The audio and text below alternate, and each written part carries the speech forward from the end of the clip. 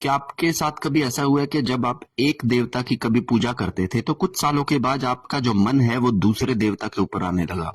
आपके अंदर भक्ति के जो विचार एक देवता के लिए चलते थे अब वो दूसरे देवता के लिए आने लगे हैं, और कुछ सालों के बाद फिर वो तीसरा, चौथा, या फिर पब्लिक इन्फ्लुएंस होकर हम चौथा या पांचवा तक देवता तक पहुंच जाते हैं।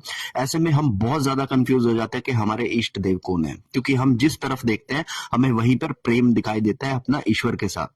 अब मैं आपको इस चीज में बताता हूं कि ये जो शिफ्ट होता है हमारे अंदर भक्ति का, इसके पीछे के रीजन क्या होते हैं। जब मैंने शुरुआत की थी तो प्रभु श्री रामचंद्र जी से मैंने इसकी शुरुआत की थी अपनी भक्ति की। प्रभु श्री रामचंद्र जी की भक्ति के बाद हनुमान जी की पूजा तो मैंडेटरी हो गई थी। हनुमान जी की पूजा करते करते अचानक से मेरा मन भगवान शिव पर चला गया, और शिव की पूजा करते करते मैं माता काली, माता भैरव से के साथ में जाकर मिलने लगा। और जैसे ही शिव की पूजा मेरे अंदर जागृत हुई, तब मेरा मन भगवान विष्णु के ऊपर भी बहुत ज्यादा जाने लगा। और जब मैंने अपने स्क्रिप्चर्स को पढ़कर देखा तो मुझे पता लगा कि हमारे सभी देवी देवताओं के मन में भी दूसरे देवी देवताओं के प्रति प्यार और श्रद्धा होती है।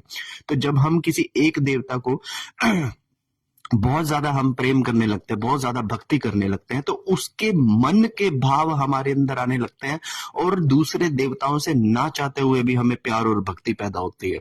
हमारी स्पिरिचुअल जर्नी के अंदर हमें हर समय पर एक देवता की आवश्यकता पड़ती है। यदि भक्ति और दास प्रथा को लेकर आना हो तो हनुमान जी की पूजा होगी।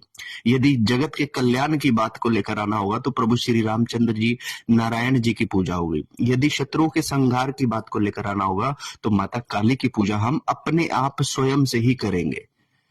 यदि प्रेम को, दुनिया की माया को हटाने के लिए लाना होगा तो राधा रानी, कृष्ण जी की पूजा हम अपने आप ही करेंगे। तो आप इस चीज में कभी पजल मत हो जाइएगा, सभी देवी देवता एक समान है। आपको उस समय किस शक्ति की जरूरत है, उसके अनुसार आपका इष्ट आपको हमेशा उसकी भक्ति में डाल देता है, और उसकी भक्ति में कुछ सालों के बाद आपकी आत्मा को जो लर्न करना होता है वो करती है, और उसके बाद अपने पथ पर आगे बढ़ती है।